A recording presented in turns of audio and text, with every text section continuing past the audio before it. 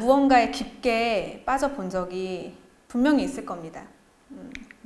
뭐든 상관이 없어요. 뭐 만화라든지 아니면은 아이돌에 또는 뭐 드라마에 푹 빠져 있을 수도 있고 뭐 십자수나 뜨개질에 푹 빠져 있을 수도 있죠. 무엇이든 상관이 없이 무언가 자신이 정말 좋아하는 게 있으면은 성공할 수 있는 시대가 우리가 살고 있는 시대죠. 과거에는 상상도 할 수 없었던 컨텐츠들이 지금 산업을 이끌어가고 있습니다.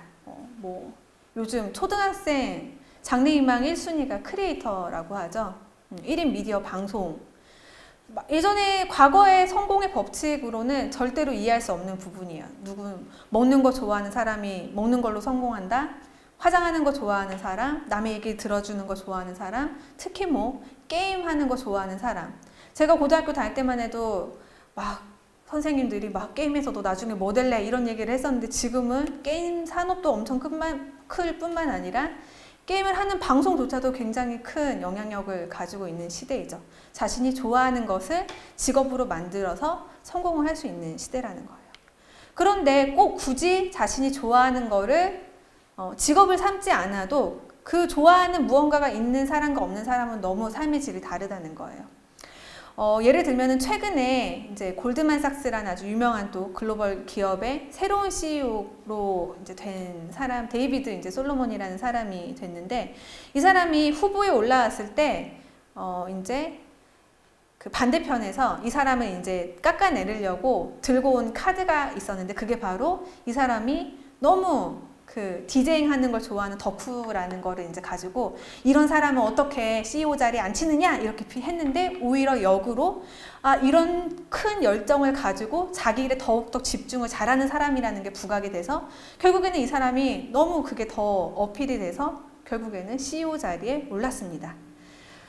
무엇이든 상관이 없이 자신이 정말 시간이 가는 줄 모르겠는 그런 좋아하는 일이 있는 사람은 이제 성공을 할 수가 있다는 그런 말씀을 좀 드리고 싶어요. 그런데 사실 요즘 이제 또 다른 이제 사람들의 고민은, 그런데 나도 그런 걸 하고 싶은데 하고 싶은 게 없어서 고민인 사람들도 있다는 거죠. 근데 우리는 하고 싶은 게 있든 없든 상관없이 언젠가는 지금 자신이 하고 있는 일을 떠나야 할 때가 반드시 오게 되어 있습니다. 런던 비즈니스 스쿨의 린다 그랜튼이라는 교수가 학생들한테 질문을 한번 냈대요. 우리가 지금 이제 살고 있는 이 세상에 100세를 산다고 가정을 했을 때 지금과 같은 속도로 우리가 돈을 벌고 저축을 하고 물가가 오르는 거를 반영했을 때 우린 100세 시대에서 몇 살까지 일을 해야 할까를 계산해 봤더니 80세가 나왔다고 해요. 그럼 80세까지는 일을 해야 돼요.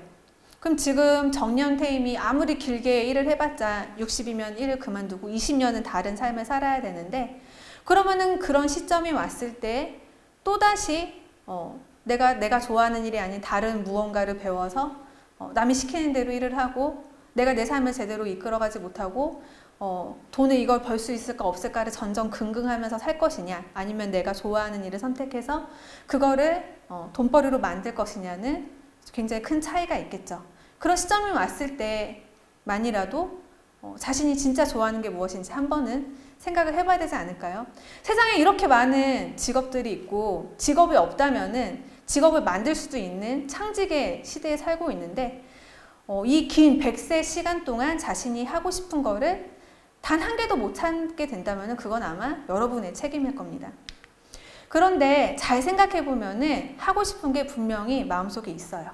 보통 그 답은 자기 안에 있습니다. 아주 어린 시절로 돌아가서 어렸을 때 내가 뭘 좋아했는지를 생각해 보거나, 아니면은 내가 살면서 보니까 이런 게 나오면은 좋을 것 같은데 왜 아무도 아직 이걸 만들지 않지? 라는 생각이 든다면은 그게 바로 여러분이 시작을 해야 되는 일이라는 거죠.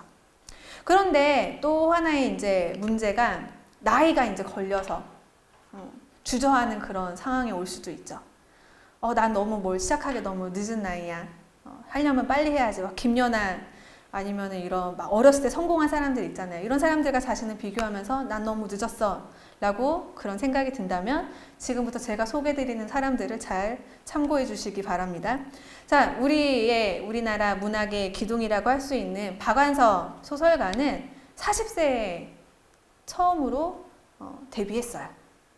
자, 근데 이렇게 얘기할 수도 있죠. 아이고, 내가 40만 됐어도 뭐든 할 수 있었을 텐데. 그런 생각을 하신다면은 이분을 소개해드리고 싶습니다.